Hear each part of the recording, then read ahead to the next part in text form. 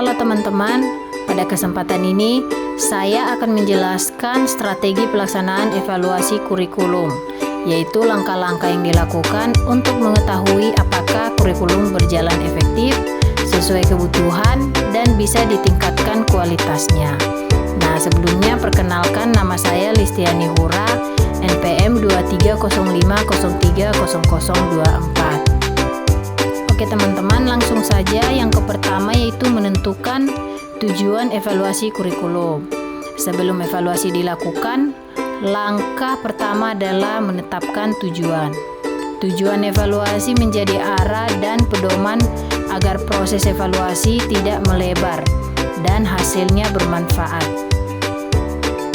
Adapun tujuan evaluasi kurikulum ini yaitu untuk mengetahui efektivitas pelaksanaan kurikulum, untuk mengukur ketercapaian kompetensi siswa, untuk memberikan dasar dan perbaikan kurikulum di masa mendatang.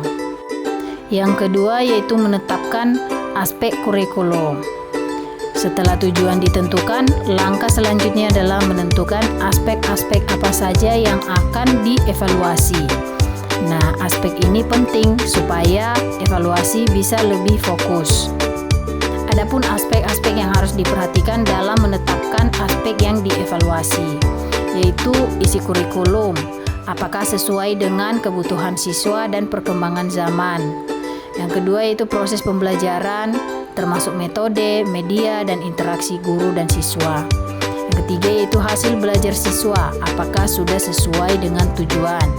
Yang keempat yaitu kesiapan sarana, prasarana, dan dukungan sekolah. Yang ketiga yaitu memilih metode evaluasi kurikulum.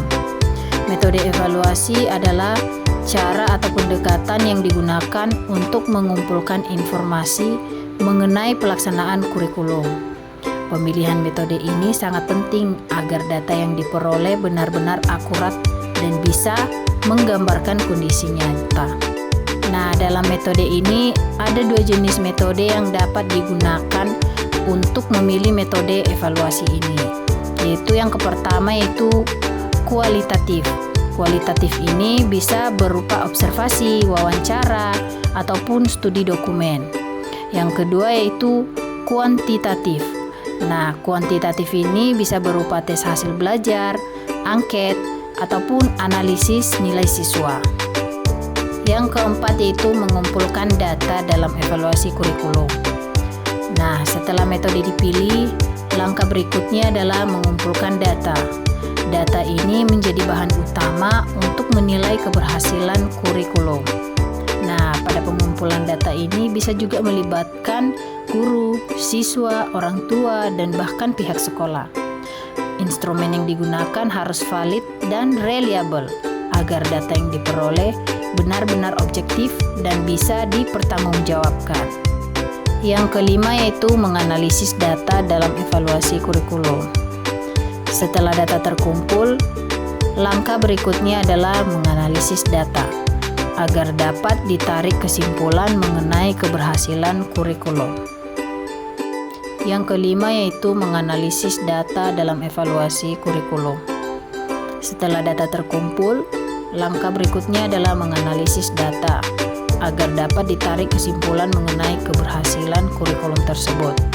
Adapun langkah-langkah dalam menganalisis data ini yaitu yang pertama mengorganisasi data, yang kedua mengolah data, yang ketiga membandingkan dengan tujuan kurikulum, yang keempat menemukan kekuatan dan kelemahan. Nah, dengan analisis yang tepat, evaluator bisa memberikan gambaran yang jelas tentang sejauh mana kurikulum berhasil mencapai tujuannya dan apa yang masih perlu diperbaiki.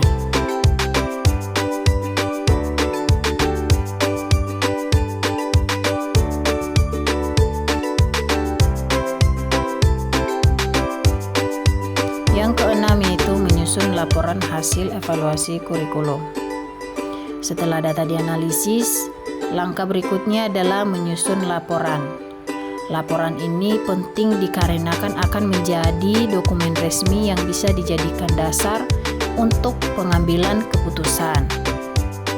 Adapun isi dari utama laporan evaluasi kurikulum ini yaitu pertama pendahuluan, yang kedua metode evaluasi, yang ketiga hasil evaluasi, yang keempat analisis dan temuan utama, yang kelima rekomendasi perbaikan. Nah, dengan laporan yang jelas, sistematis, dan berbasis data, hasil evaluasi dapat dipahami oleh semua pihak serta menjadi bahan perbaikan yang nyata. Yang terakhir yaitu tindak lanjut. Nah, tahap ini adalah kelanjutan dari laporan evaluasi. Data dan rekomendasi yang sudah diperoleh tidak berhenti hanya sebagai dokumen saja, tetapi harus ditindaklanjuti agar kurikulum benar-benar semakin baik.